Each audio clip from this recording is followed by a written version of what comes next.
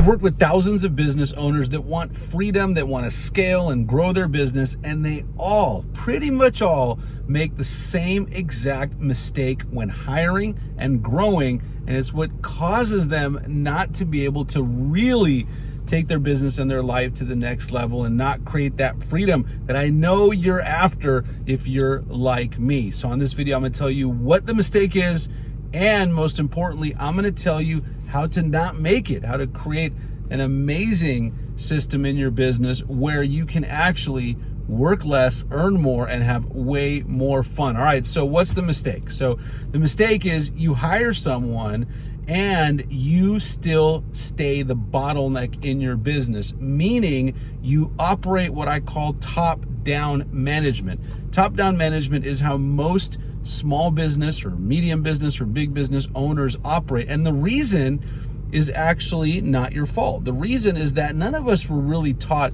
how to manage and lead people properly, how to recruit, how to train, none of that stuff, right? Because that's not why we got into business. We got into business because we wanted freedom, at least if you're like me, because we wanted autonomy. We wanted to set our own schedule, to not rely on others and all of that kind of good stuff, right? But what happens is, in order to do that, you got to grow and you got to succeed through others. But none of us were taught how to do that. And that, my friends, is the big problem. And by the way, my name is Danny. I run a company called All Star VAs. We staff virtual assistants, but really what we do, the secret sauce, is to implement a system in your business so that you can have that freedom that you're after. And if you want to chat with us about that, there's going to be a link down in the description or the first pinned comment to book a game plan call. We'll show you exactly how you can do all this. But anyway, now that that's out of the way, top-down management. Top-down management is where you hire someone and you make them a task doer. In fact, there's a company online called like Task Doers, and I was like, man, that's kind of a dumb name because that's not what you want. You don't want a doer, right? A task doer goes like this. You hire someone in any position and you start telling them what to do. And when they have a problem or they have a challenge, what do? You guessed it. They come to you and they say, hey, what should I do next? I finished this task. What's next? And that's a doer, right? That's a task doer. And when you create that situation, that top-down management situation, what happens is that you're still always the bottleneck. Everything relies on you. That person can't do anything without asking you. That person doesn't know what to do next. They don't have the freedom to do all the things that they should be doing because they're just relying on you. What you really want to create is you want to create bottom-up management. You want to create people who are self-reliant, people who make up their own tasks, people who come up with their own things that will help your business grow. I got an awesome example of this for you. In one of my companies, which is a transaction coordinator company for real estate agents, it's called Exact TC. And by the way, if you're a realtor and you need that done for you service, I'll have a link down there. It's just exacttc.com. So in any event, I hired a transaction coordinator for that company. And within about a week, she came to me and she said, Danny, your email management system sucks. We got emails everywhere. Everyone's being copied on emails. It's really annoying. It's really frustrating. And it's really bogging down my work. And I said, okay. And she said, I have the solution for you. And she showed me her email management system, which involves folders, inbox zero, how she manages it, how she works with a plugin, with her assistant. And I was blown away. I was like, man, this is awesome. You came up with this? And she said, yeah, I've used it in my former job, and I keep improving it and stuff like that. And I said, great. I said, why don't you come up with a training and implement this in the entire company? And she did. That's what you want. That's the type of person that you want in your business doing things. And the way you do that is you empower your employees to not only come up with their own decisions and to come up with their own ideas, but you give them the authority to come to you with those things and to make it happen. So what I tell our VAs when we staff them for our clients, for example, is that you really have two jobs.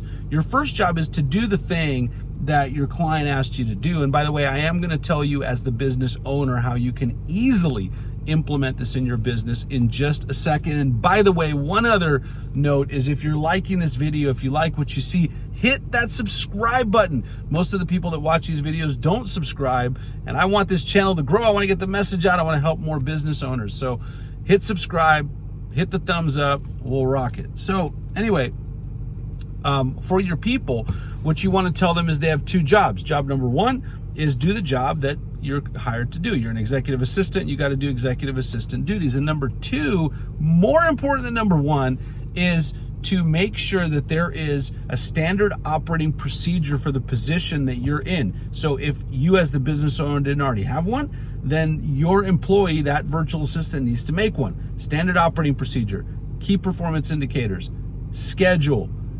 What happens if something gets screwed up? Who do you go to? Your cadence for your accountability, all that needs to be in a standard operating procedure, operations manual, whatever you want to call it, doesn't matter. And your virtual assistant can make that for you. So don't think you have to make it before you hire someone. That person that you hire, if they're good, they can actually make it for you. So that's the second job. All right, so you're the business owner and you're thinking, all right, how do I do this, right? How do I actually make this happen without, kind of working backwards here? And the answer is actually very simple. It's simpler than you might think. The answer is, instead of assigning tasks to people, tell them what your goal is, tell them what your vision is as the entrepreneur, and then let them come up with the way to get there. So tell them what you want, not how you want them to do it. Let them come up with the how. Now look, there are some caveats to this and there are some exceptions, right? If you run, for example, I have a client that runs a manufacturing company. He's got a very specific process on how his VAs need to handle certain things. I get it. He gives them the process, trains them on it. They follow the process to a T. Okay, that's a little bit different. But let's say that you're an entrepreneur and hypothetically, you want to grow your Instagram account. And you hire a social media manager. Well, if you knew how to grow a social media account, you probably would have done it already, right? So what you want to do instead is tell the social media manager, hey, my goal is to go from 1,000 subscribers on Instagram to 10,000, and I want to know the best way to do that. And I want you to figure it out. I want you to go find the best way to do that and have them go figure it out. Maybe they can join a coaching program. Maybe they can find some people on Instagram that help others grow their Instagram account, come back to you with a plan of action. So I hope you really see the difference here, right? Like the difference is in you top down telling people what to do versus you giving someone the vision, giving them what you want, and then letting them get there for you, letting them help you. It's such a better way to manage and lead people. And what happens when you do it this way, by the way, is that it takes you out of the equation. They come to you with ideas. And if you're not there, your account's growing. They're figuring it out. They're getting there. It's not all on you. So look at your organization right now and look and see, where are you not doing this? Like, where are you? Do you have, if you already have employees or you have people working for you, are you operating in a top-down approach? And if you are, just bring them in and change it. You have the power to change this instantly. You can change it today. And if you're looking to hire new people, of course, you're going to book a game plan call using the link down below so we can help you, because we'll implement this all for you and you don't even have to think about it, right?